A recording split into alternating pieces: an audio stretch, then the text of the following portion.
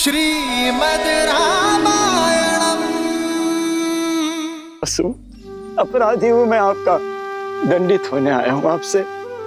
जो दंड देना है भैया मुझे दीजिए, मुझे दंड दीजिए। उठो भरत। हृदय में बसने वाले चरणों में नहीं बैठा करते।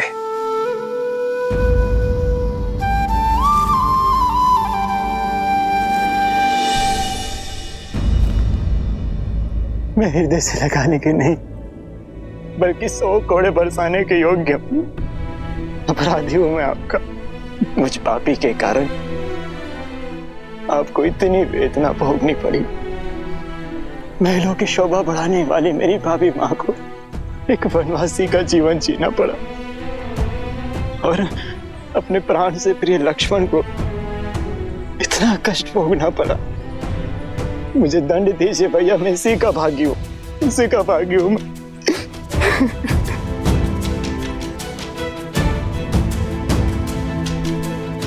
भरत भैया, बचपन से आपने सदैव मुझे अपने साथ रखा, कभी मुझे अकेला नहीं छोड़ा। सदैव हर निर्णय में मुझे अपने साथ सम्मिलित किया। एक वृक्ष बनकर मुझे सदैव अपनी छाया में रखा। इस बार बिना मुझे सम्मिलित किए अपनी छाया से दूर कर अकेला छोड़ा है अपने भरत को, अकेला छोड़ा है भैया। भरत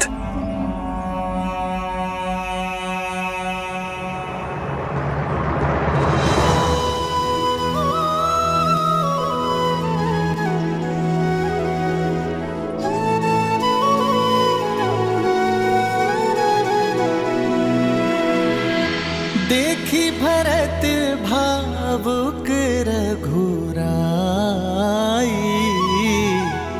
ब्रात मिलन की घड़ी है आई।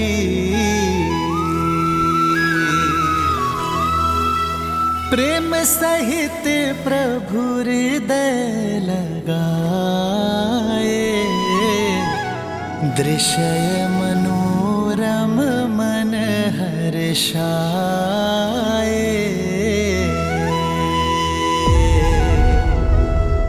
विश्वास नहीं होता, भिन्न भिन्न गर्भ से जन्म लेने वाले भाइयों के बीच इतना प्रेम। भाई एक दूसरे के पूरक होते हैं देवी। जैसे नारायण अपने शेषनाग के बिना, अपने सुदर्शन चक्र के बिना, अपने शंख के बिना अधूरे हैं, उसी प्रकार नारायण रूपी श्री राम भी अपने शेषनाग रूपी लक्ष्मण के बिना, सुदर्शन रूपी शत्रुघ्न के बिना, शंख रूपी भरत के बिना अधूरे हैं। भविष्य में जब जब संसार में प्रेम और धर्म का महत्व कम होगा, तब तब ये संसार इन चारों भाइयों के परस्पर प्रेम और समर्पण को सदैव स्मरण करेगा। श्री रामचंद्र कृपालु भजु मन हरण भव भय दारुणम। नव कंज लोचन कंज मुख कर कंज पद कंजारुणम।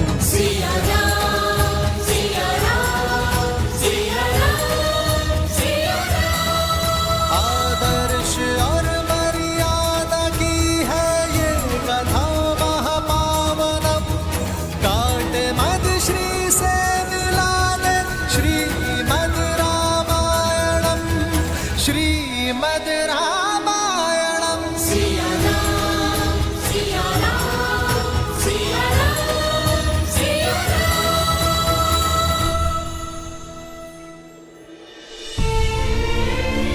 माँ, कितना अभागा हूं मैं। मां शब्द कह तो दिया, किंतु संकट की घड़ी में अपना पुत्र धर्म नहीं निभा पाया। मुझे तो नर्क में भी स्थान नहीं मिलेगा माता। ऐसे अशुभ शब्द ना कहो भरत। अशुभ तो आपके साथ हुआ है माता। अपराधी हूं मैं आपका, पापी हूं मैं। लक्ष्मण, लक्ष्मण तुम्हारा भी अपराधी हूं मैं। पापी हूं मैं। तुम ही दंड दो मुझे। उठाओ ये धनुष और चला दो बाण मुझ पर।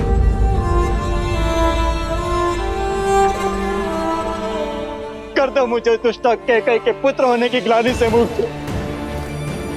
कलंकित कर दिया उसने मेरा जीवन। भरत,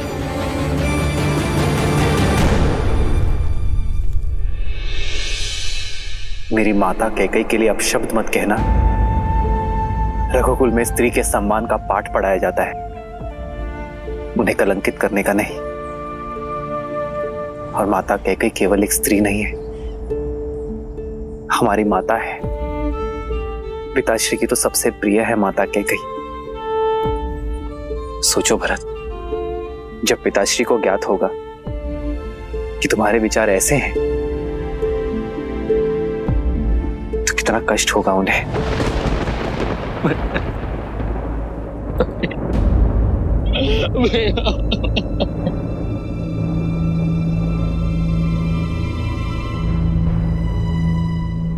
भरत, क्या हुआ भरत? मैं हूं ना यहां तुम्हारे पास, अपने भरत के पास। शत्रुघ्न, तुम दोनों को ऐसे विलाप करता देख मेरे मन में अनगिनत कुशंकाएं जन्म ले रही हैं। और तुम दोनों यहां अकस्मात कैसे चले आए? अयोध्या में सब कुछ कुशल मंगल है ना भरत? और पिताश्री कैसे हैं? पिताश्री तो ठीक है ना? उन्हें छोड़कर कैसे आ गए तुम दोनों? पिताश्री, पिताश्री। उत्तर दो भरत, मेरी बात का उत्तर।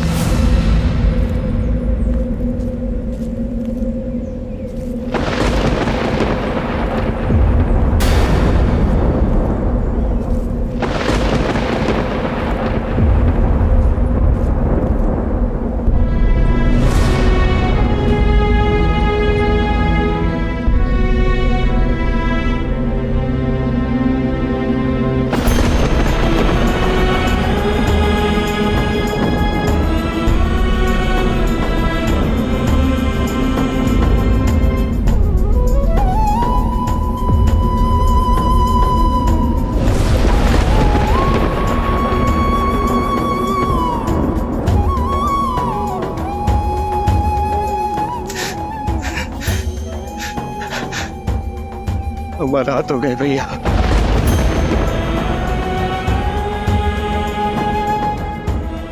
हमारा हाथ हो गए।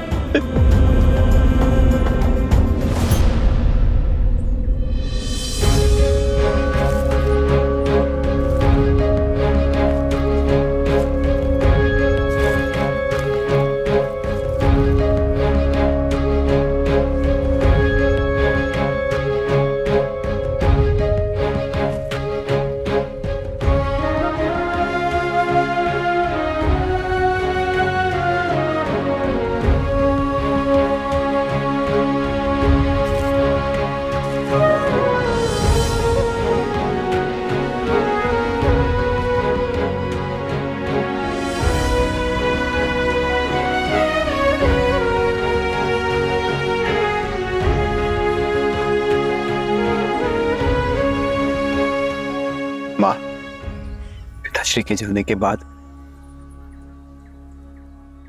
मेरे माओ की ममता का ही तो सहारा है मुझे। यदि आप टूट गई मां, तो इस राम को कौन संभालेगा?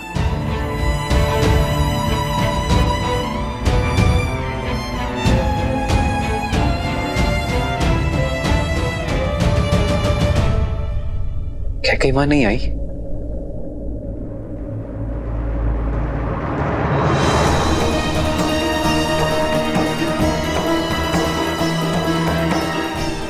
मां,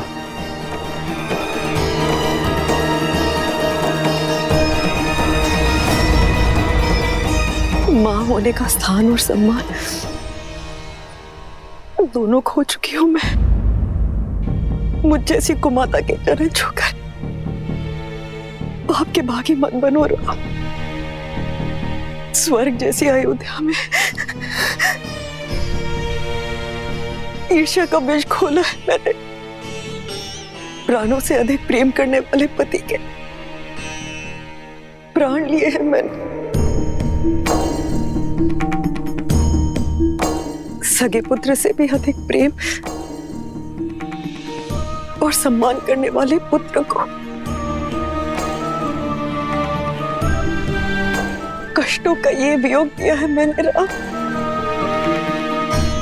मैं तो तुमसे क्षमा मांगने योग्य भी नहीं हो रहा,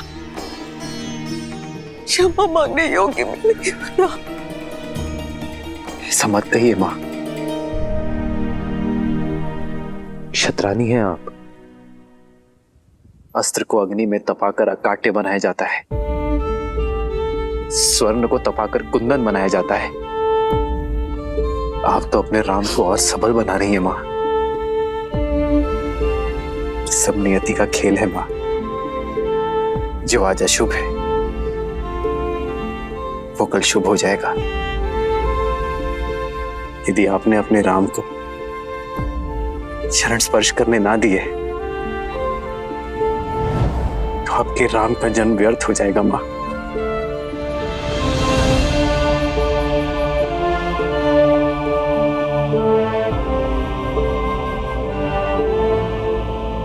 इस जन्म में तो मेरे पाप के दंड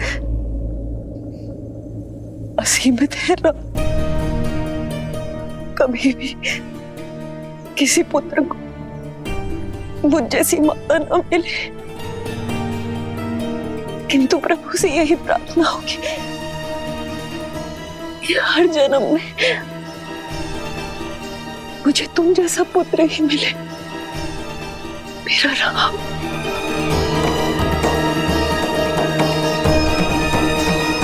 राम,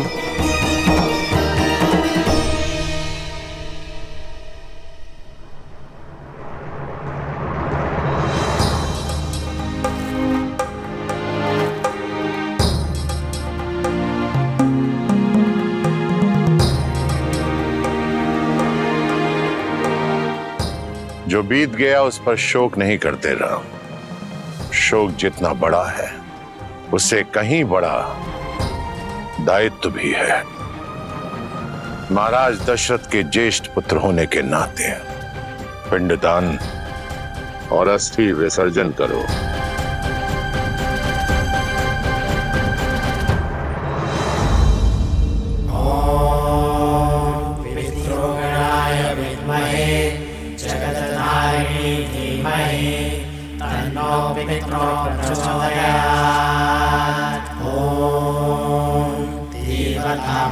पितृभ्य महायोगेभ्य एव च नमः। स्वाहायै स्वधायै नित्यमेव नमो नमः। ॐ आद्यभूताय विद्महे सर्वसेव्याय धीमहि शिवशक्तिस्वरूपेण पितृदेव प्रचोदयात्।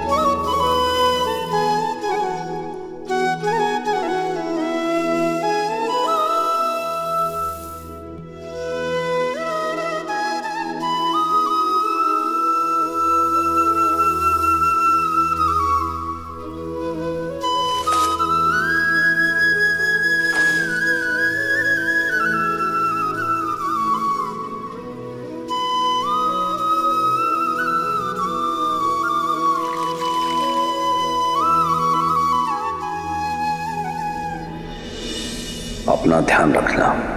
जी पिताश्री, मैं अपना और अपने भाइयों का ध्यान रखूंगा।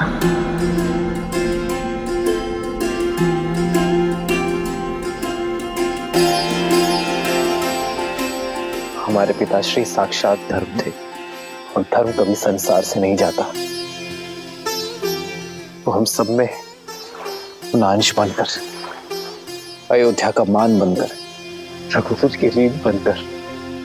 महाराज दशरथ की अंतिम संस्कार की अंतिम क्रिया समाप्त हुई। पंचतत्वों से बना हुआ शरीर पंचतत्वों में विलीन हो गया। जीवन का यही परम सत्य है और इसे स्वीकार करो पुत्र, और अपने पिता के सपनों को और उनकी मर्यादाओं को साकार करो।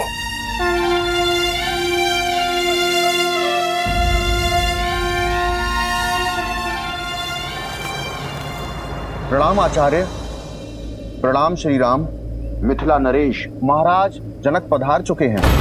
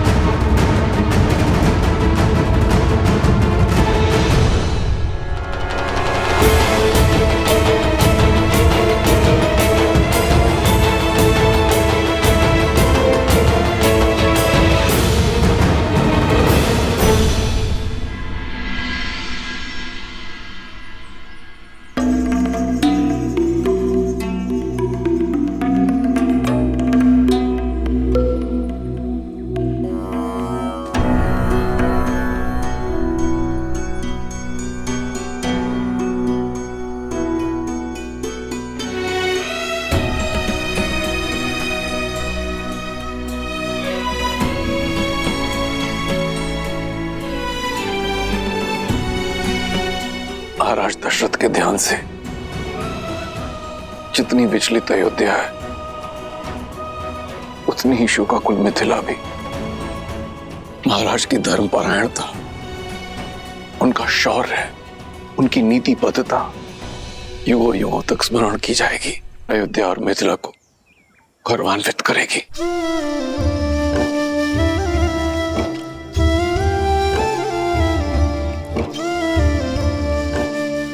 जिस पुत्री को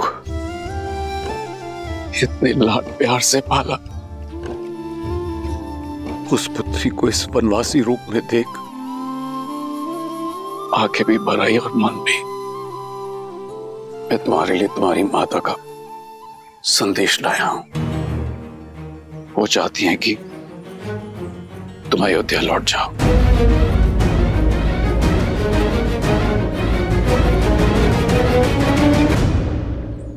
और वहां अपनी बहनों के साथ महल में रहो, यहां वन में नहीं।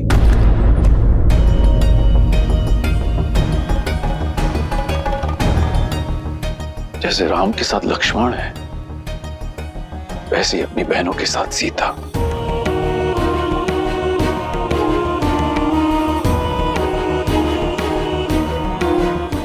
राम, माता सुनैना ने आपसे प्रार्थना की है। महाराज जनक, मेरे साथ वन का कष्ट भोगना सीता की अपनी इच्छा थी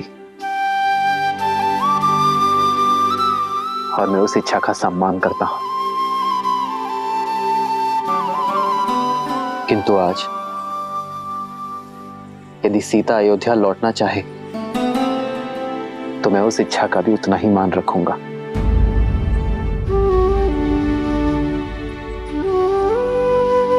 पुत्री, अब तो श्री राम की भी सहमति है।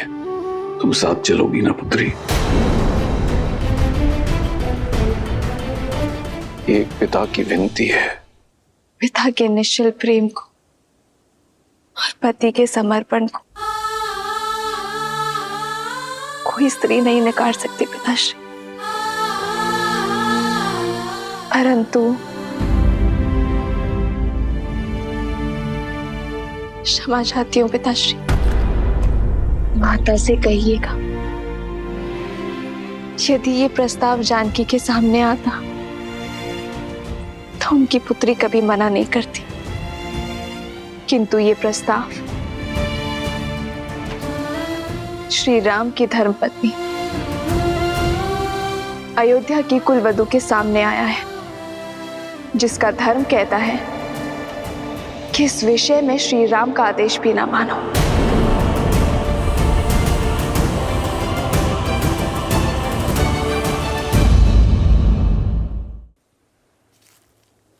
पिताश्री, माता से कहिएगा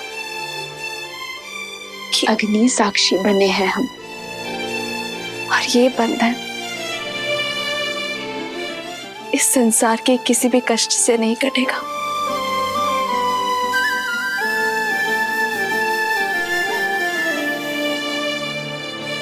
पुत्री, तुम्हारा ये समर्पण स्त्री जाति के लिए एक उदाहरण स्थापित करेगा। सुख तो साथ मिलकर सभी भोगते हैं, किंतु जो साथ मिलकर कष्टों में आनंद ढूंढे वही सच्चे दंपति हैं।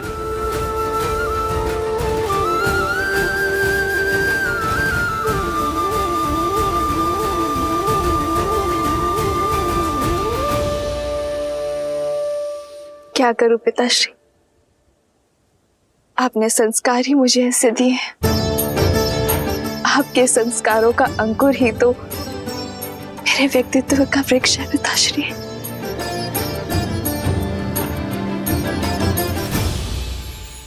और अयोध्या में जो विष की फसल लहरा रही है उसे काटने के लिए आप सभी को लौटना होगा भैया।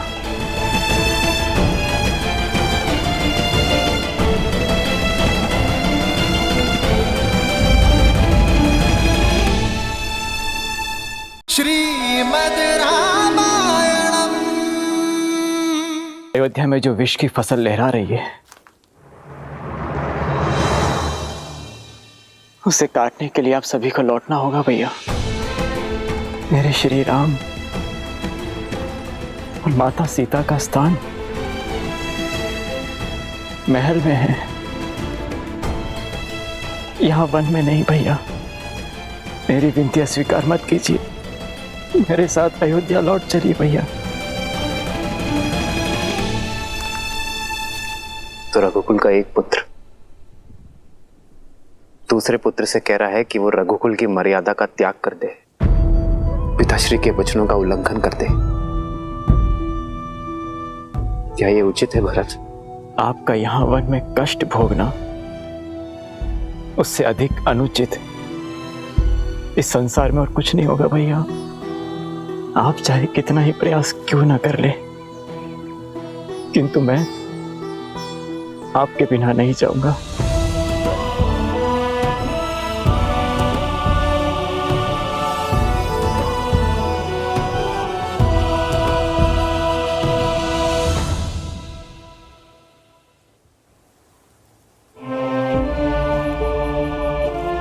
महाराज जनक, अब आप ही समझाइए अपने जमाता को। इस समस्या का समाधान केवल तर्क से लिया जा सकता है। कल प्रातःकाल सभा में लोकमत, ऋषिमत, वेदमत और धर्म के अनुसार राम के अयोध्या लौटने का निर्णय लिया जाएगा। यह हमारा सौभाग्य है कि यह समस्या महाराज जनक की उपस्थिति में उत्पन्न हुई है। अब राजा और ऋषि होने के नाते कल सभा में इस धर्म संकट का धर्म संगत निर्णय महाराज जनक ही निकालेंगे।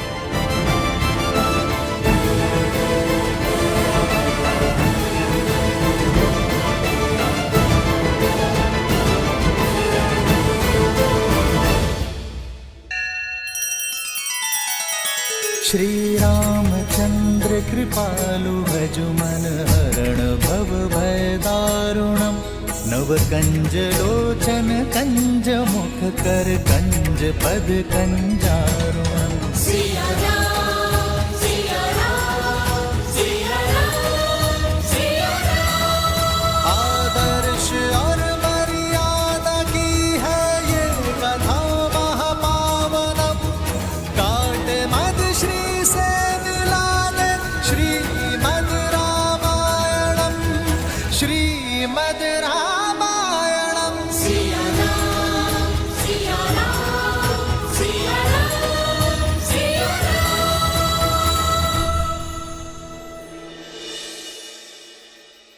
वचन दीजिए मुझे माँ, वचन दीजिए मुझे कि कल सभा में आप मेरा पक्ष लेंगी, राम भैया को अयोध्या वापस चलने के लिए कहेंगी।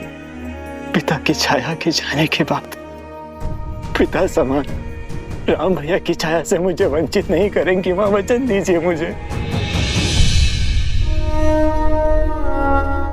मुझसे अधिक राम को तुम जानते हो, फिर भी हट कर रहे हो, बोल रहे हो कि मेरी हर बात की नीति संगत काट होगी उसके पास। जानता हूं माँ, किंतु राम भैया को अपने साथ ले जाने का प्रयास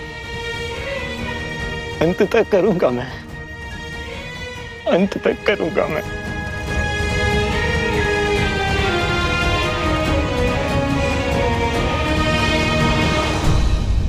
भरत भैया का आपके प्रति प्रेम और समर्पण देखकर मैं गदगद हो गई आर्यन। भरत का समर्पण इतना पवित्र है, इतना पावन है कि कभी कभी मुझे भय लगता है सीता, कि उसके प्रेम की पवित्र धारा में मैं कहीं बह ना जाऊं।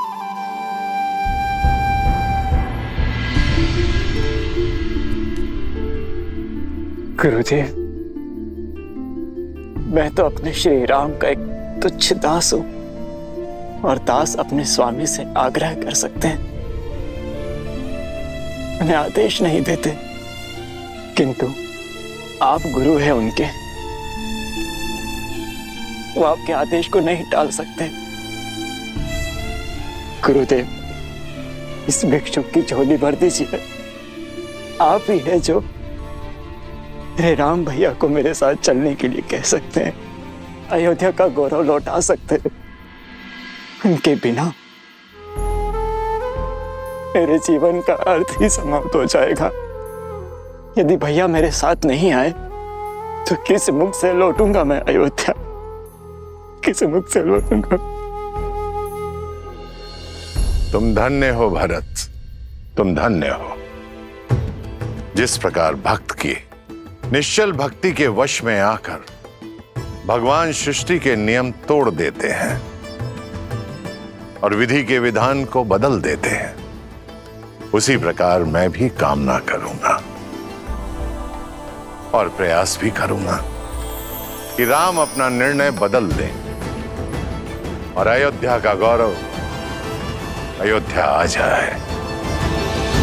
देवी, कल चित्रकूट में होने वाली सभा किसी एक समस्या के निवारण हेतु नहीं होगी, अपितु युगों युगों तक न्याय, धर्म, नीति, मर्यादा, प्रेम और त्याग को परिभाषित करेगी, संसार को संबंधों की गरिमा सिखाएगी। किंतु धर्म और कर्तव्य के इस महासमर में जनक किसका पक्ष लेंगे महादेव?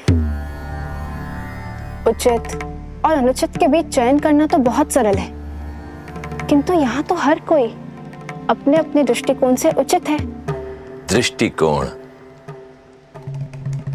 दृष्टिकोण ही इस कथा को महागाथा बनाएगा देवी। अब तक संसार ने केवल यही देखा कि अपनों से ही पद, प्रतिष्ठा और सिंहासन के लिए लड़ते आए हैं, परंतु मानव इतिहास में ऐसा पहली बार होगा जब हर कोई राज सिंहासन त्यागने के लिए सज्ज होगा। उनके लिए जिनसे वो प्रेम करता है। अब देखिएगा देवी, कल की ये सभा आने वाली पीढ़ियों के लिए आदर्श जीवन जीने का मार्ग प्रशस्त करेगी।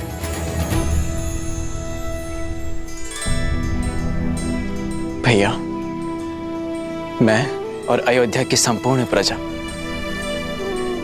गुरु वशिष्ठ और ऋषि जबाली के साथ आपसे पुनः अयोध्या लौटने की विनती करने आए हैं। अयोध्या पर कृपा करें भैया, हम सब पर कृपा करें। ये वनवासी का जीवन अब छोड़ दीजिए। माता सीता और मेरे प्रिय लक्ष्मण के साथ घर आ जाइए। अयोध्या का राजभार संभालिए भैया।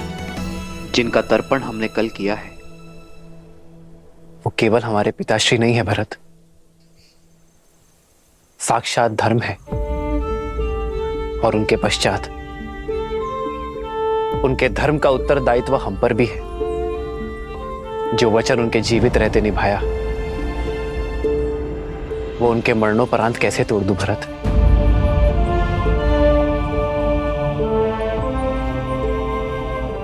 रघुकुल रीत की बेड़ियों से केवल मैं नहीं, तुम भी बंधे हो। जाओ भरत, अयोध्या का राज सिंहासन तुम्हारी प्रतीक्षा कर रहा है। भैया, प्रतीक्षा तो केवल आपकी है उस सिंहासन को। मैं तो केवल परीक्षा दे रहा हूं। जिस गर्भ से जन्म लिया उस पर आरोप लगाना पाप है, किंतु जो महारानी कैकेयी ने किया वो महापाप है। और उनके अपराध का दंड हम सब क्यों भोगे? हम सब क्यों अपने राजा राम की छत्र छाया से वंचित रहे? उचित कह रहे हैं कुमार भरत। दंड तो महारानी कैकेयी को मिलना चाहिए। दंड मिलना चाहिए। दंड मिलना चाहिए। दंड मिलना चाहिए। दंड मिलना चाहिए। अवश्य ही हमारे दिवंगत पिता धर्म के सूर्य थे, किंतु ग्रहण का दोष तो सूर्य पर भी लगता है भैया। और उस ग्रहण को मिटाने आपको स्वयं सूर्य बनकर अयोध्या आना होगा भैया। मैं संपूर्ण तैयारी के साथ आया हूं। गुरु वशिष्ठ आपका राज्यारोहण करने के लिए सज्ज हैं और हम सबके नेत्र बस आपके निर्णय पर टिके हैं।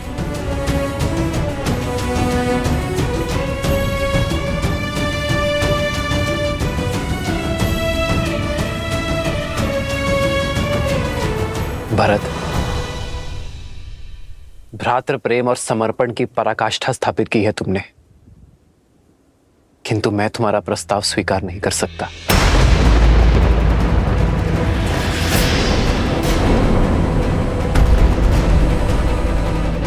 एक वचन मैं निभा रहा हूं तो दूसरा वचन तुम निभाओ भरत। अयोध्या की सेवा करो। मेरे भाग्य में तो संतों की सेवा का सुख और असुरों के आतंक का अंत करना है। मेरा मार्गदर्शक तो स्वयं धर्म है और मैं उसी के दिखाए पथ पर चलूंगा।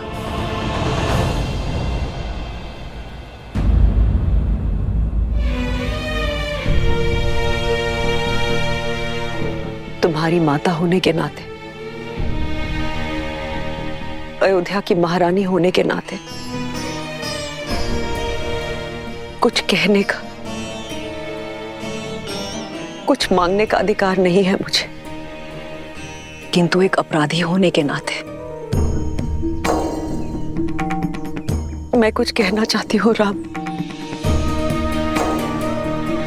ये सब कुछ मेरे कारण हुआ है।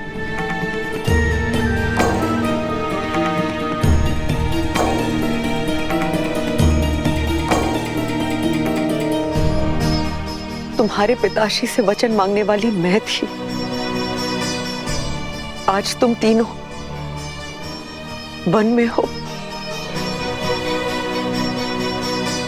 मेरे कारण आज मैं कह गई अपने पुत्र राम को हर वचन से मुक्त करती हूँ। आज मैं अपने सारे वचन वापस लेती हूँ राम। हमारे साथ अयोध्या वापस चलो राम, हमारे साथ अयोध्या वापस चलो।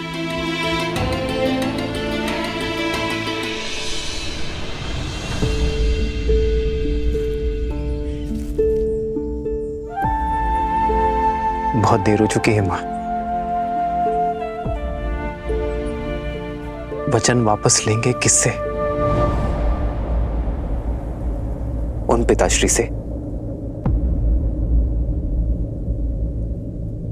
जो अब रहे ही नहीं। ये अधिकार भी केवल उन्हीं के पास था माँ। मेरे अधिकार में तो केवल उनकी इच्छा का पालन करना है।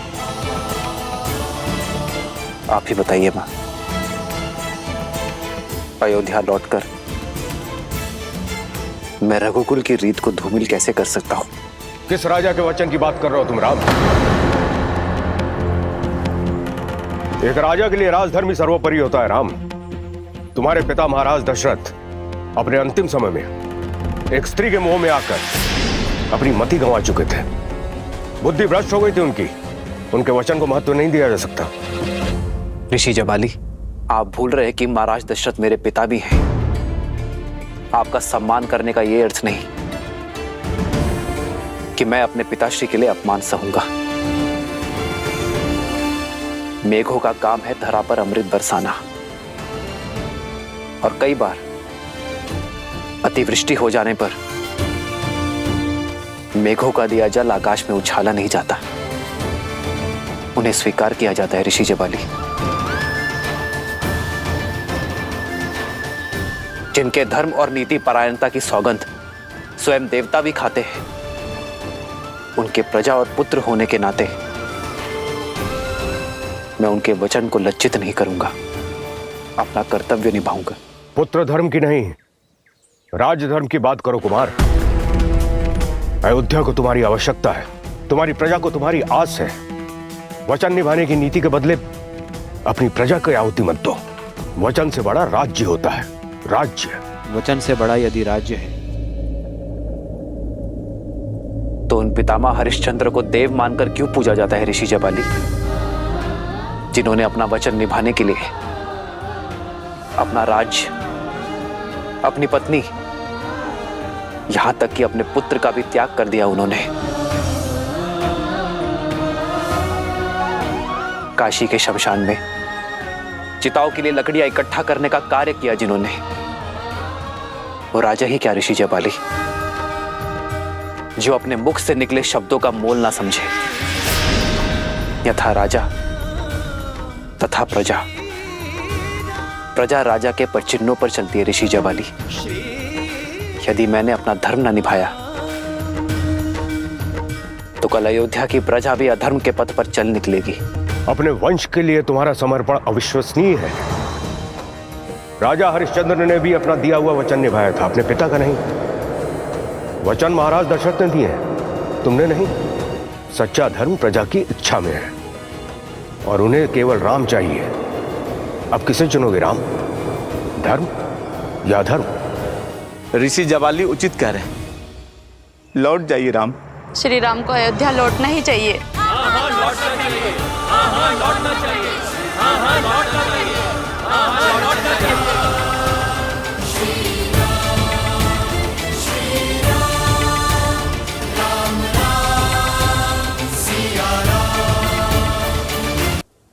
ऋषि जबाली,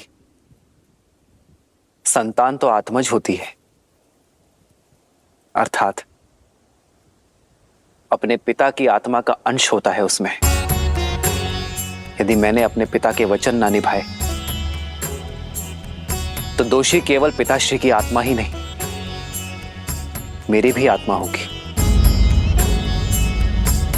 विद्या आरंभ करते समय मनुष्य जब जनेऊ धारण करता है तब 3 धागों में पितृ ऋण का भी एक धागा होता है। क्या अपने पिता का ऋण चुकाना एक पुत्र का धर्म नहीं?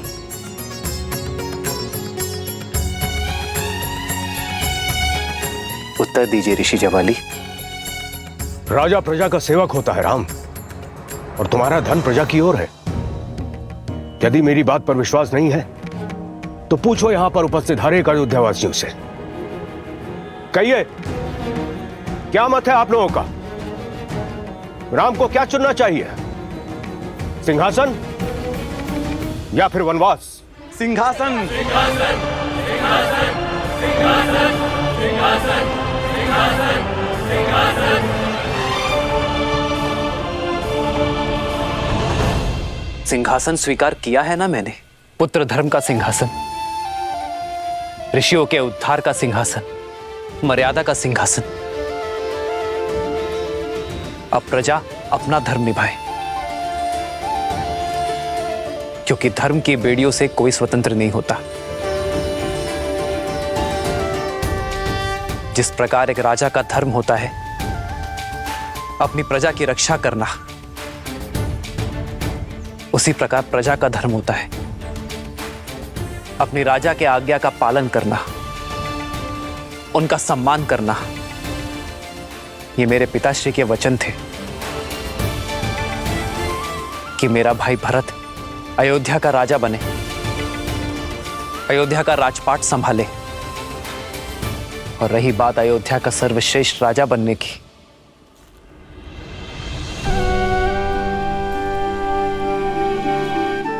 तो अयोध्या तो क्या, जिस किसी भी नगरी में मेरे भरत जैसी पुण्यात्मा का राज होगा, वो स्थान स्वर्ग बन जाएगा। गुरु वशिष्ठ ने हम चारों को एक समान शिक्षा दी है ऋषि जवाली। हम चारों ही जन सेवा के लिए उपयुक्त हैं।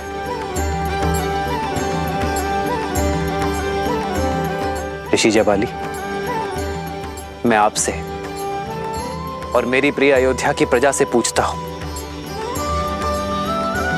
क्या आप में से किसी को भी मेरे भरत के नेतृत्व, उसके राज कौशल पर संदेह है? मेरे पिताश्री महाराज दशरथ की रक्त की योग्यता पर संदेह है?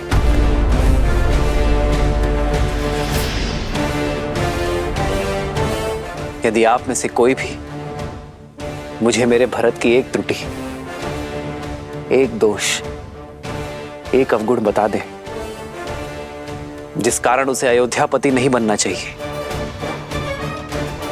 तो मैं इसी क्षण अयोध्या का राज सिंहासन संभालने के लिए सज्ज हूं।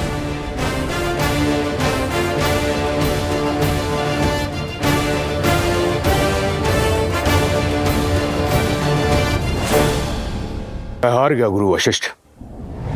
सारे जगत पर प्रश्न उठाकर निरुत्तर कर देने वाले जवाली के पास अब कोई तर्क नहीं बचा है जो राम की बात काट सके। अब आप ही समझाइए इन्हें कि ये अपनी हट छोड़कर अपना राज्य संभालें।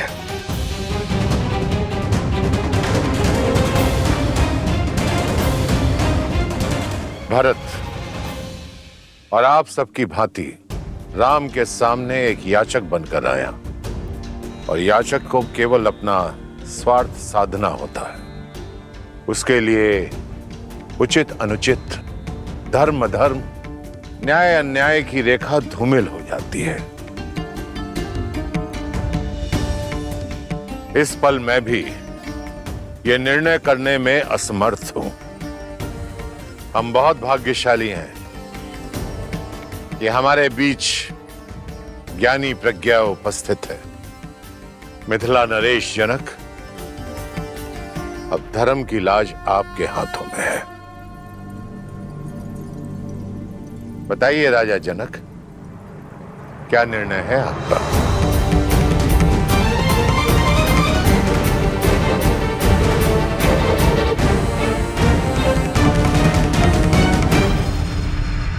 श्रीमद् रामायणम। मिथिला नरेश जनक, अब धर्म की लाज आपके हाथों में है। आप जो भी निर्णय लेंगे हम सभी को बाध्य है। बोलो राम, क्या तुम्हें महाराज जनक का निर्णय स्वीकार होगा? आचार्य, आप केवल हमारे गुरु ही नहीं, पिता तुल्य है हमारे। आप धर्मात्मा हैं। आप जो भी निर्णय लेंगे वो मुझे सहर्ष स्वीकार होगा। भरत, तुम्हें तो कोई आपत्ति नहीं है? नहीं गुरुदेव। महाराज जनक धर्मात्मा ही नहीं, हमारे धर्म पिता भी हैं। किंतु एक विनती है इनसे कि निर्णय लेते समय धर्म के साथ मेरे प्रेम का भी मान रखिएगा। बताइए राजा जनक, क्या निर्णय है आपका?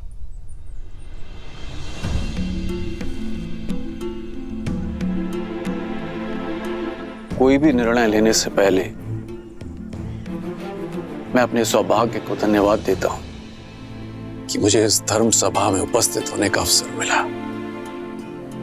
एक और राम है जो धर्म और मर्यादा की प्रतीक है, तो दूसरी ओर भारत जो प्रेम और समर्पण की पराकाष्ठा है।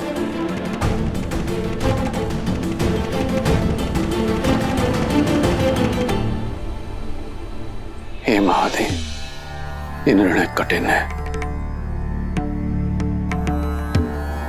मुझे सद्बुद्धि देना, प्रेरणा देना, ताकि मैं उचित निर्णय ले सकूं। हर हर महादेव।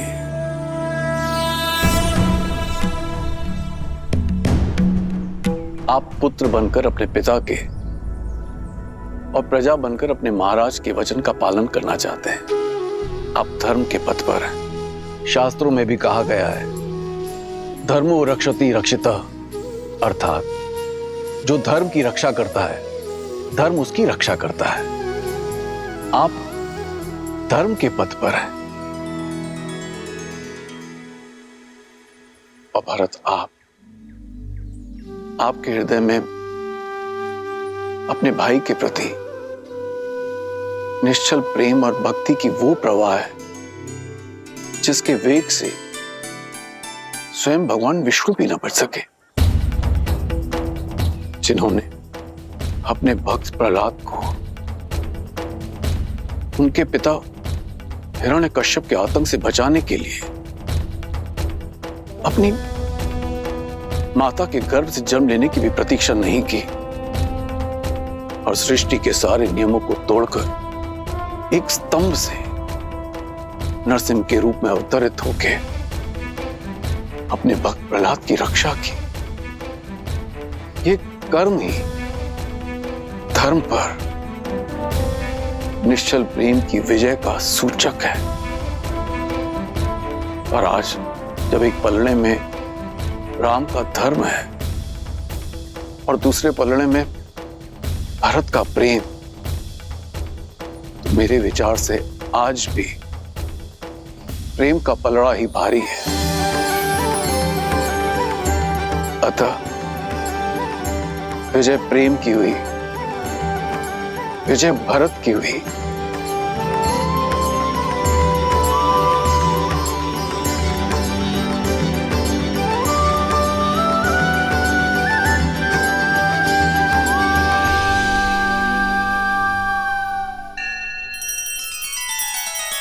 श्री रामचंद्र कृपालु भजु मन हरण भव भय दारुणम नव कंज लोचन कंज मुख कर कंज पद कंजारुणम। सिया राम सिया राम सिया राम सिया राम। आदर्श और मर्यादा की है ये कथा महापावनम। काट मद श्री से मिला दे श्रीमद रामायणम।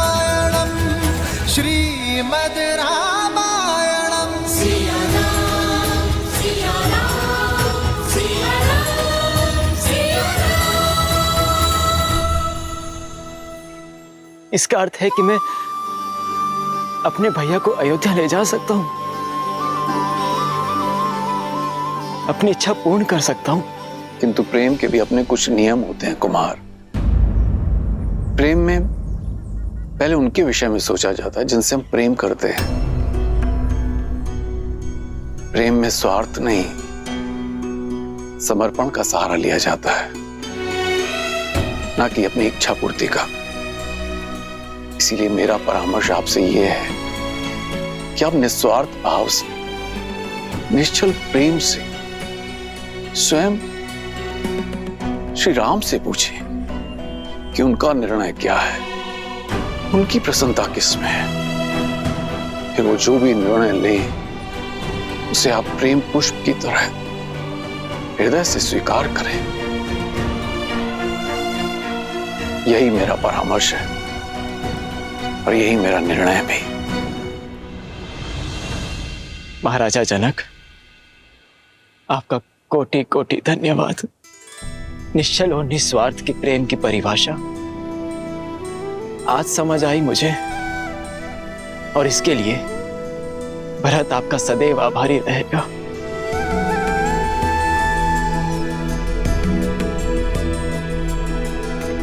अब तक तो केवल अपने कर्तव्य और कीर्ति की समझ थी मुझे, किंतु उचित और अनुचित का बोध अब समझ आया। मेरे भैया ने अपने पिताश्री के वचनों का पालन करना स्वीकार किया, किंतु इन्हें मेरी भी एक इच्छा स्वीकार करनी होगी, और ये मेरा निर्णय है। या तो भैया सिंहासन स्वीकार करें या मैं मृत्यु का आलिंगन करूंगा।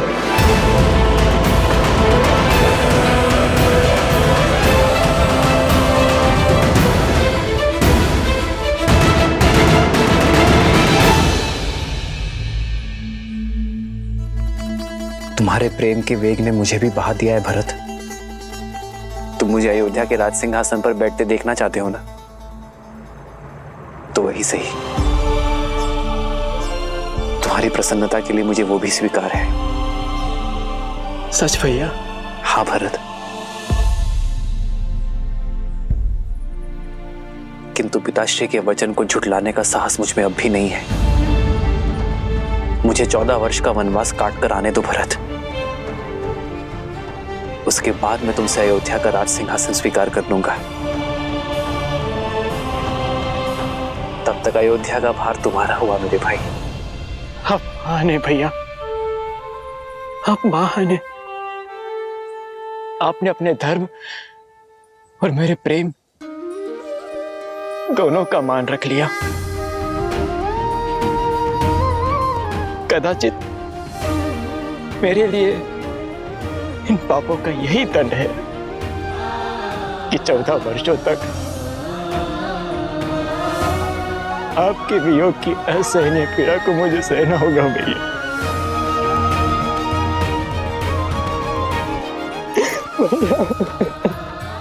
भरत,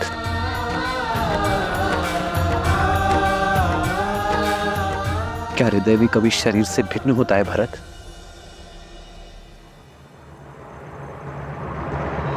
भैया, आप जो कह रहे हैं वो सब स्वीकार है मुझे, परंतु यदि मैं आपसे कुछ मांगूं तो क्या आप दोगे?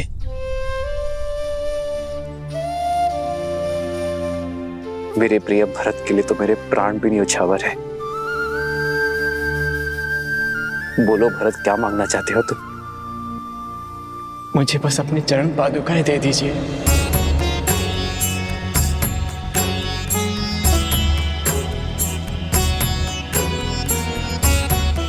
अयोध्या का राज्यभार बहुत बड़ा है भैया, और जिस सिंहासन पर मेरे भैया राम का अधिकार हो, उस सिंहासन पर बैठने का मैं दुस्साहस नहीं कर सकता।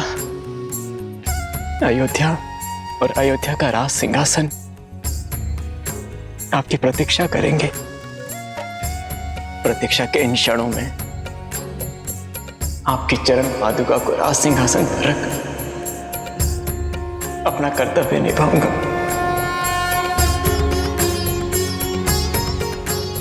आपके पग धर्म के पथ पर है और आपके चरणों में पड़ी पादुकाओं को राज सिंहासन पर रखने से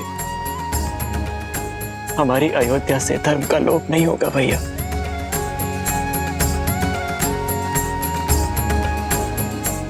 भरत, तुम्हारा ये भ्रातृ प्रेम अमर रहेगा। तुम्हारा नाम केवल लेने से सबके पाप दूर हो जाएंगे। उनके मन से द्वेष, ईर्ष्या और लोभ की भावना हमेशा हमेशा के लिए समाप्त हो जाएगी।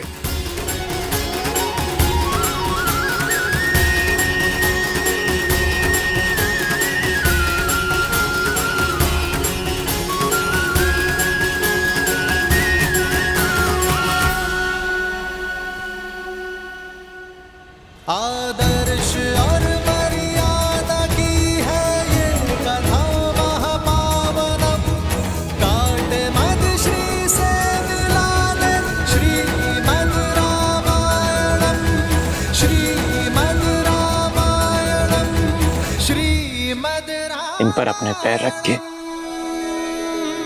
इसे पवित्र कर दीजिए भैया। श्री राम, श्री राम, श्री राम, श्री राम, श्री राम, श्री राम, श्री राम।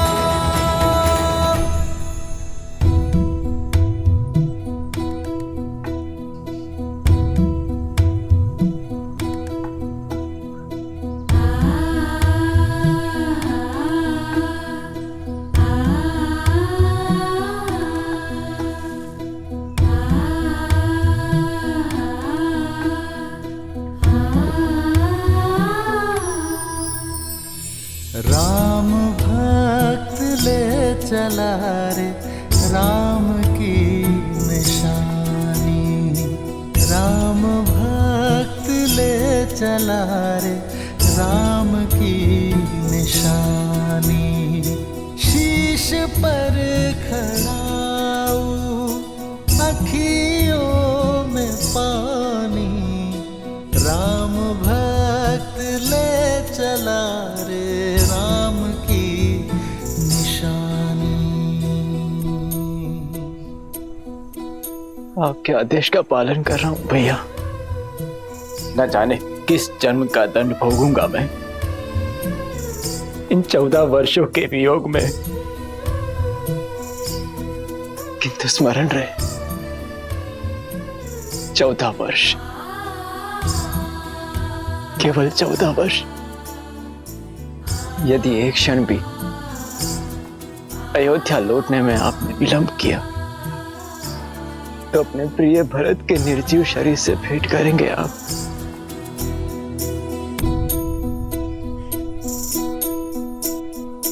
शीश खड़ाऊ ले चला ऐसे राम सिया जी संग हो जैसे। शीश खड़ाऊ ले चला ऐसे राम सिया जी संग हो जैसे। अब इनकी छाँव में रहेगी राजधानी, राम भक्त ले चला रे राम की निशानी, राम भक्त ले चला रे राम की निशानी।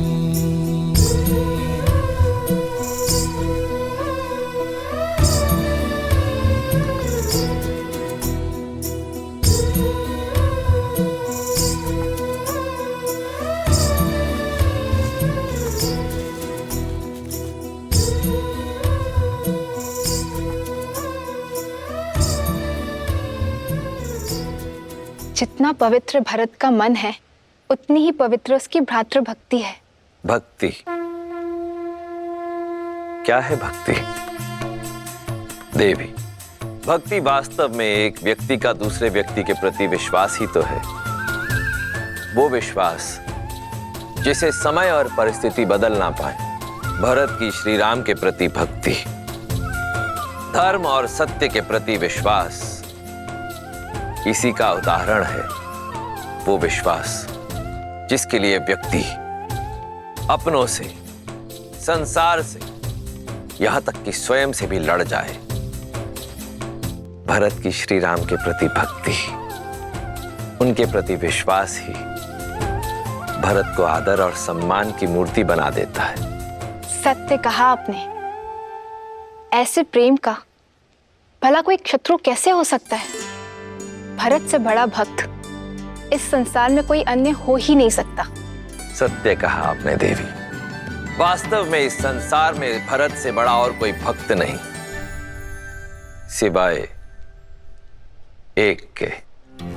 अर्थात जहां एक और भरत ने श्री राम की सेवा के लिए अपना समस्त जन्म दिया, वहीं कोई और भी था जिसने केवल श्री राम की सेवा के लिए जन्म लिया, जो भक्ति में भरत से कम नहीं था और बल और साहस में इस ब्रह्मांड में अद्वितीय था।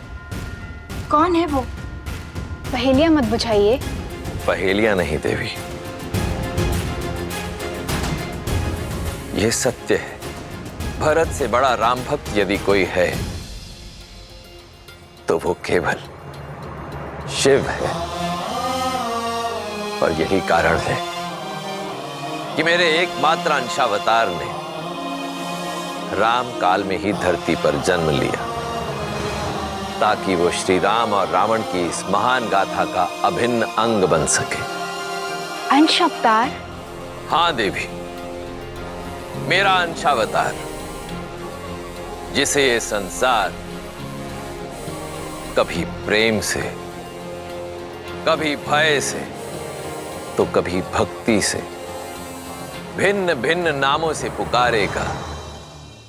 अंजनाद्रि में जन्मे माता अंजनी के पुत्र अंजनेय, पवन सुत हनुमान, पवन सुत हनुमान। परंतु अभी मेरा यह अंशावतार कहीं प्रतीक्षारत है अपने प्रभु श्री राम से मिलन के लिए। जय महावीर हनुमान, जय जय पवन पुत्र हनुमान।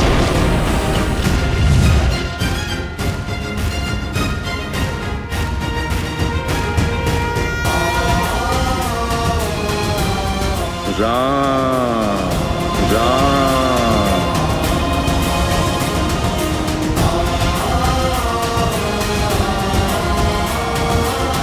राम राम। बजरंग बली हनुमान, जय जय महाबली हनुमान। राम राम।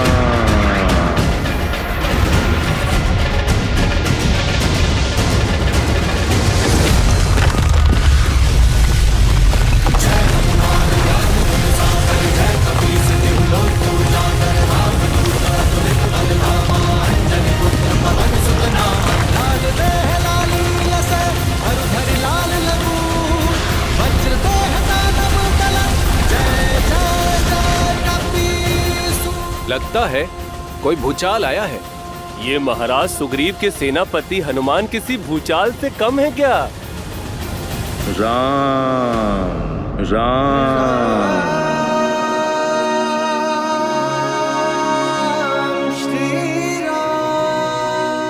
लगता है अपना सुध खो बैठे हैं हनुमान जी।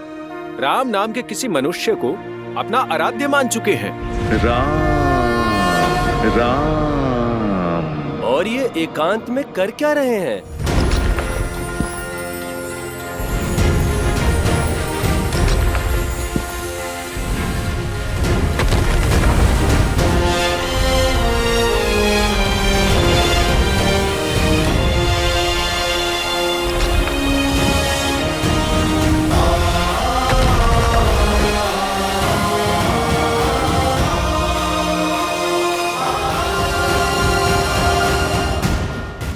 जाने राम नाम का जाप क्या क्या करवाएगा इनसे।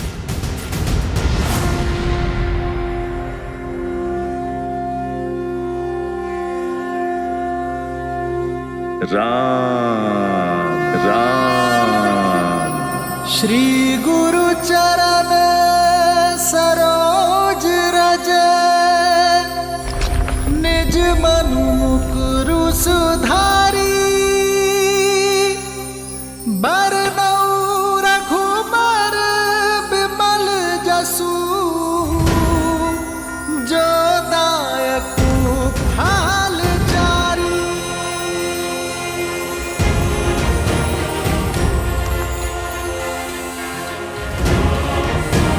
जय महावीर हनुमान, जय जय पवन पुत्र हनुमान, बजरंग बली हनुमान, जय जय महाबली हनुमान। राम राम। जय हनुमान ज्ञान गुण सागर, जय कपीस तिहु लोक उजागर, रामदूत अतुलित बल धामा, अंजनी पुत्र पवन सुत नामा। राम।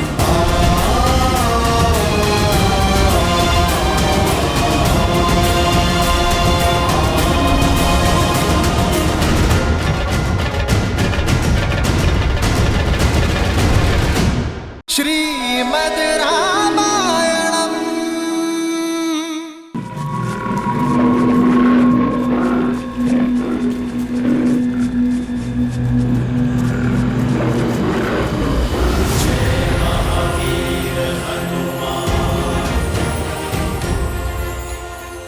बालकों, किससे डर के भाग रहे थे?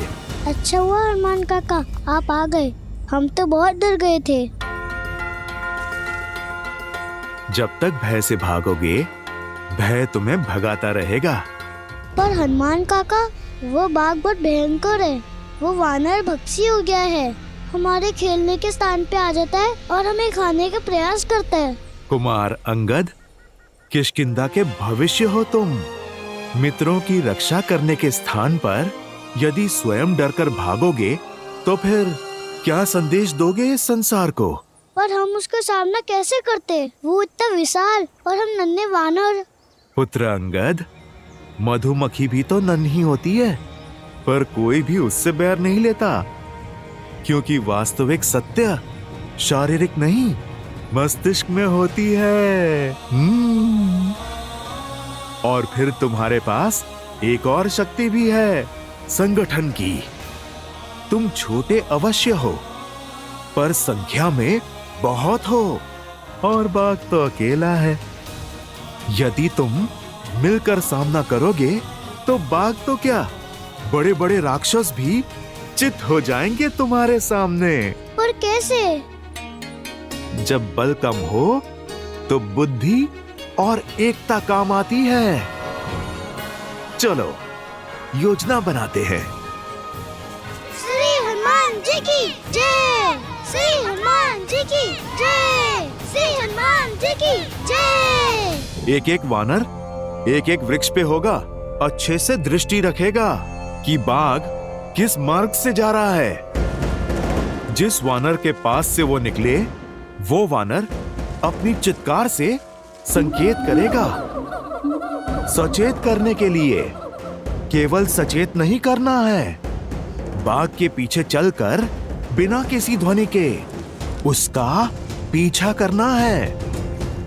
पर चित्कार रुकनी नहीं चाहिए। पहले एक देगा, फिर दूसरा, और फिर तीसरा, और फिर सब अपनी चित्कार एक दूसरे की चित्कार में मिलाएंगे। फिर जब बाघ एक रिक्त स्थान पर आ जाए, सब एक साथ चित्कार दें और फिर कूदकर उसके सामने आ जाएं। वो दहाड़ेगा।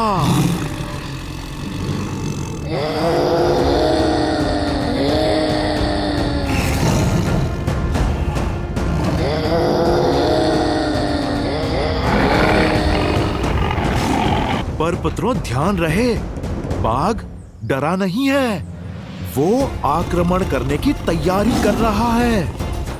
यदि उसने आक्रमण किया तो?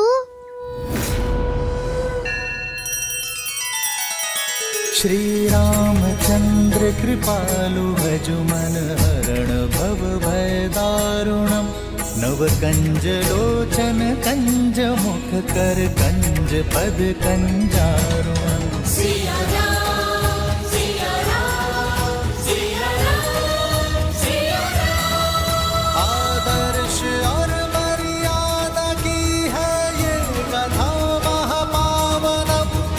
काट मद श्री से मिला दे श्रीमद रामायणम श्रीमद रामायणम। सिया राम सिया राम सिया राम सिया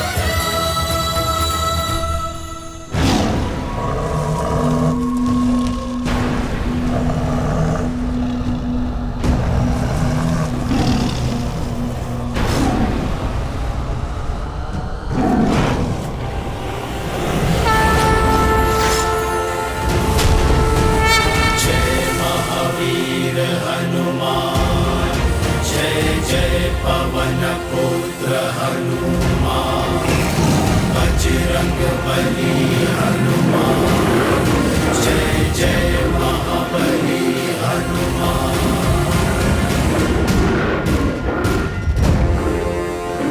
कहा था ना, तब मैं आऊंगा।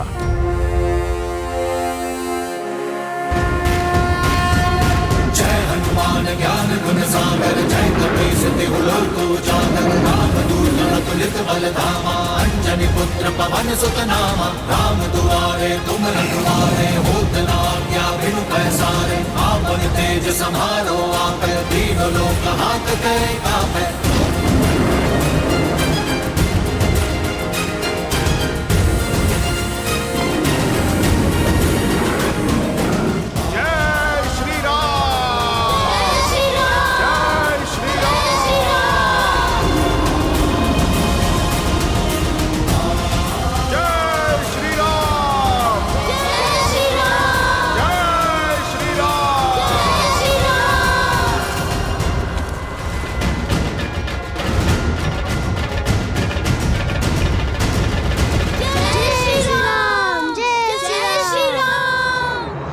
अब समझे, सच्चा बल भुजाओं में नहीं, स्वयं पर किए गए विश्वास में है।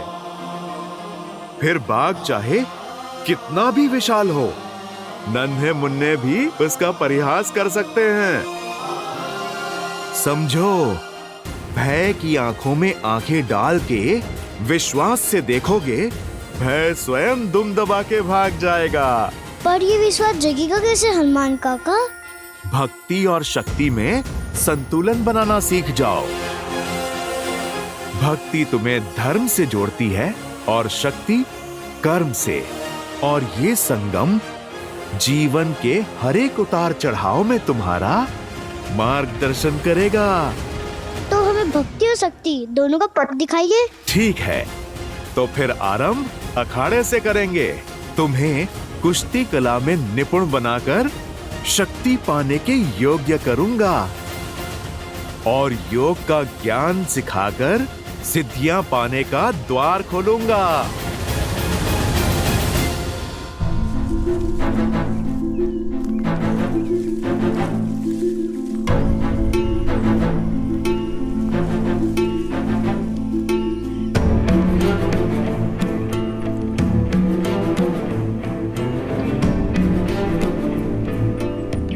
मानचित्र के अनुसार मार्ग तो यही है, परंतु यहाँ तो नदी है।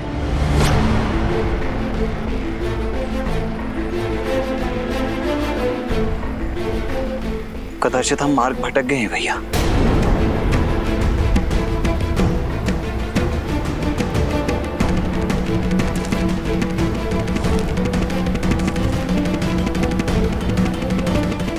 नहीं लक्ष्मण, अब तक का मार्ग ऋषि भारद्वाज द्वारा दिए गए मानचित्र के अनुसार ही चुना है, अर्थात दंडकारण्य का मार्ग सामने ही होना चाहिए। परंतु यहां तो नदी है ना भैया, फिर कदाचित ऋषि भारद्वाज से मानचित्र बनाने में कोई त्रुटि हुई हो? नहीं लक्ष्मण, ऋषि भारद्वाज बहुत ज्ञानी और अनुभवी है। वर्षों बिताए हैं उन्होंने यहाँ। उनके ज्ञान पर संदेह करना उचित नहीं है। मार्ग हमारे सामने ही है लक्ष्मण, कदाचित हम उसे देख नहीं पा रहे हैं।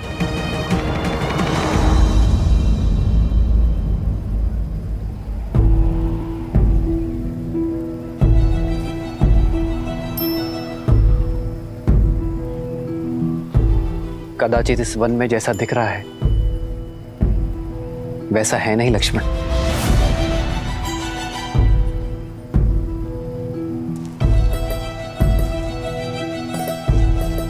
संभलकर भैया, नदी गहरी प्रतीत हो रही है।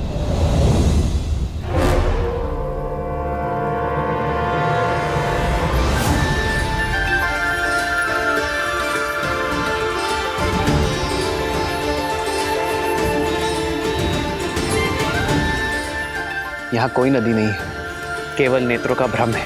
ऋषि भारद्वाज ने भी बताया था कि राक्षस मायावी है। कहीं ये भी किसी माया का भागी तो नहीं है? यदि मार्ग ढूंढना है तो माया से लड़ना होगा लक्ष्मण। जी भैया। आओ सीता।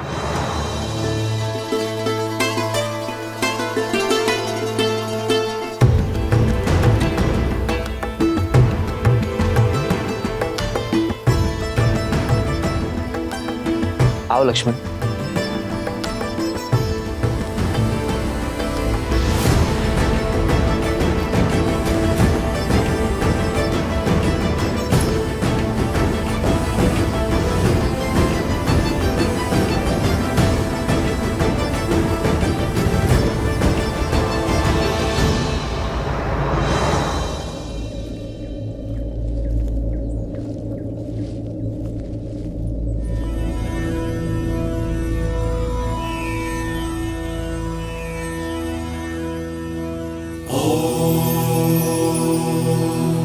शांति शांति शांति।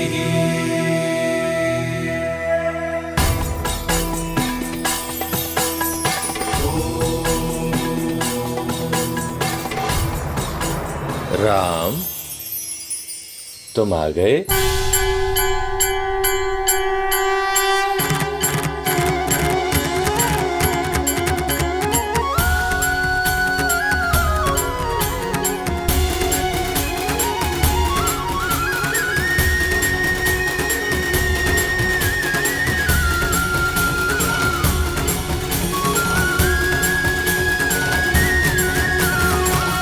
आप हमें जानते हैं ऋषिवर? हाँ राम, तुम्हारे जैसा पुरुषोत्तम ही हमारे द्वारा रचित इस ब्रह्म जाल को तोड़कर अत्रि आश्रम में प्रवेश कर सकता है। ऋषि अत्रि, भाग्यशाली तो हम हैं जिनके तप और तेज के विषयों के बारे में केवल सुना, आज उनके दर्शन भी पा लिए। प्रणाम ऋषिवर। यशस्वी भव, तुम्हारा शौर्य बना रहे। सौभाग्यशाली भव। ऋषिवर, यदि हमारे आगमन से आपका तप भंग हुआ है तो हमें क्षमा कर दीजिए। नहीं राम, तुम्हारे आने की प्रतीक्षा के लिए तो ये तप था, और तुम आ गए, अब ये संपूर्ण हो गया। हमारे आने की? हाँ, उन राक्षसों के अंत के लिए जिनका प्रवेश रोकने के लिए मैंने अपने आश्रम के चारों तरफ दृष्टि भ्रम उत्पन्न किया हुआ था। अब तुम आ गए, इसकी कोई आवश्यकता नहीं। बचपन से आपके तेज और माता अनुसुईया के तप की कथाएं सुनी है, आज दर्शन हुए। माता अनुसुईया के दर्शन की भी इच्छा थी मेरी। कहाँ है वो?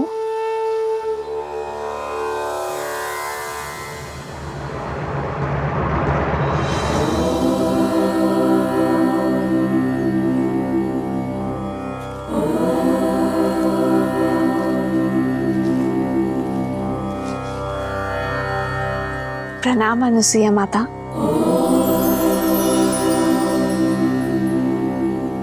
राम और लक्ष्मण का भी प्रणाम स्वीकार करें माता। आशीर्वाद मांगने के पूर्व मेरे एक प्रश्न का उत्तर दो राम। ये दंडक वन है, यहाँ पग पग पर उदंडी असुरों का वास है। ये एक सज्जन शीलवान स्त्री के लिए कोई स्थान नहीं। और यहाँ तुम अपनी कोमल पत्नी को लेकर आने की भूल कैसे कर सकते हो? ये सुरक्षित नहीं है राम। क्षमा करें माँ, पर मैं असुरक्षित नहीं। जैसे आपके पास आपकी सुरक्षा के लिए आपके तप का ताप है, उसी प्रकार मेरे पास मेरे पति हैं, मेरे श्री राम का कवच है, भैया लक्ष्मण की सुरक्षा है। जिस प्रकार आप इसी वन में अपने पतिव्रता के बल से अपने पति की संगिनी बनकर रह रही हैं, उसी से प्रेरणा लेकर ये सीता भी आपकी ही भांति अपने पति की यात्रा में उनका साथ देगी। ऋषि भारद्वाज के आदेश से पीड़ित ऋषियों के तारण के लिए हम दंडक वन की ओर बढ़ रहे हैं। कदाचित यही हमारे वनवास के लिए नियति का उद्देश्य है ऋषिवर। ऐसे में आपसे भेंट हमारे लिए आशीर्वाद है। हम आशा करते हैं कि आगे की परिस्थितियों, समस्याओं और उनके निवारण के लिए आप हमारे मार्गदर्शक बनेंगे। दंडकारण्य। क्या हुआ ऋषिवर? आप इतने चिंतित क्यों हो गए? दंडकारण्य कोई सामान्य वन नहीं है, सहस्त्र मायावी राक्षसों का गढ़ है राम।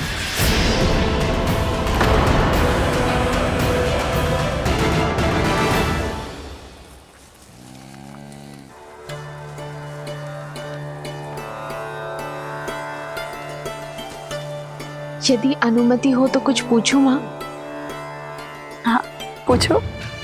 आपके तपोबल के विषय में बहुत सुना है माता गार्गी से। क्या सुना है? यही कि कैसे त्रिदेव ऋषियों का भेष धरकर आपके पतिव्रत की परीक्षा लेने आए थे और कैसे आपने एक असंभव चयन किया।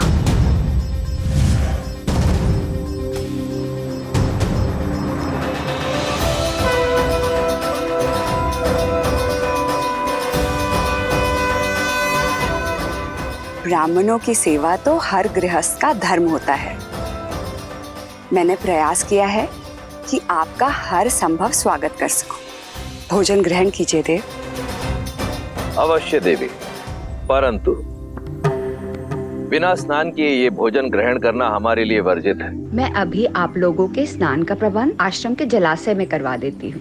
रुकिए देवी, धर्म कहता है कि अतिथि की इच्छा को उसके अनुसार ही पूर्ण करना चाहिए। हमारा कहने का आशय ये है कि यदि आप स्वयं अपने हाथों से हमें स्नान कराएंगे, तभी ये भोजन ग्रहण करना उचित होगा।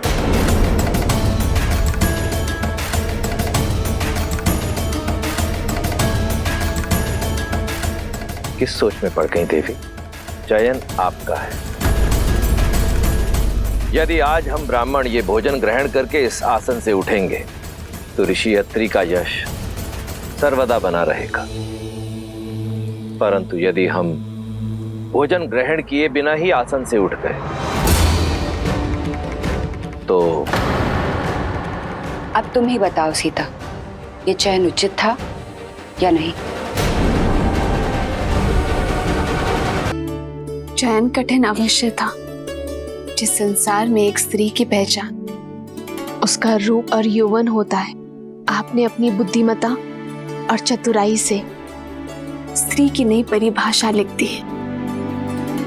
एक ओर पतिव्रता धर्म था और दूसरी ओर अतिथि धर्म। एक को बचाती तो दूसरा टूट जाता।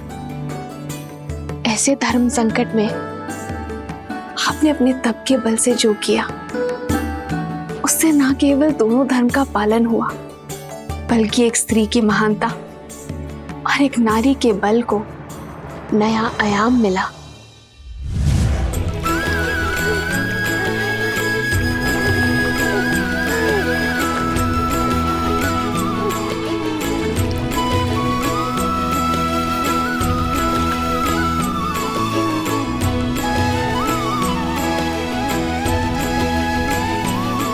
अब आपका स्नान संपन्न हुआ।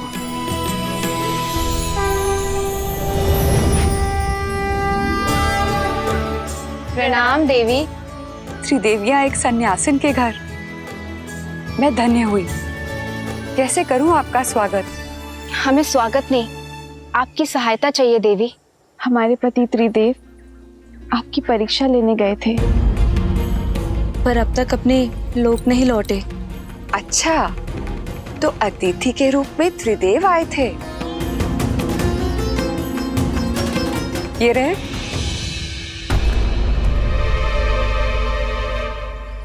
अपना अपना चुन लो।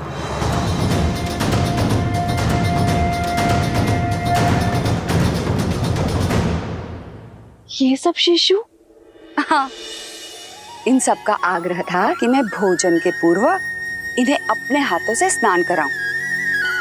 मेरे पास और कोई विकल्प नहीं था, तो मैंने इन्हें शिशु में बदल के अपना धर्म पूर्ण किया। महान है आप और आपका पतिव्रता धर्म। कृपया हमारे पतियों को त्रिदेव बनाकर हमें पुनः लौटा दीजिए।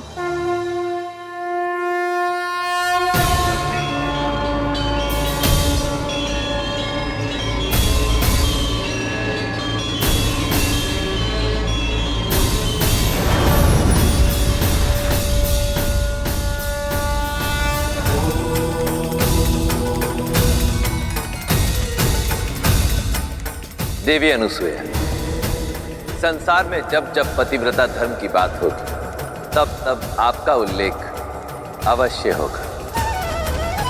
धन्य है आपका तप, आपका बल और आपका धर्म। और धन्य है हम माता कि हम जो जन्मे नहीं, उन्हें आपके रूप में माता का प्रेम और स्नेह मिला। कथा सुनना महत्वपूर्ण नहीं है, महत्व तो सीख का है जिसे ग्रहण करना आवश्यक है। बताओ, तुमने क्या सीखा सीता? जो सीखा उसी का बल लेकर तो इस मायावी वन में आ सकी हूं मैं माता।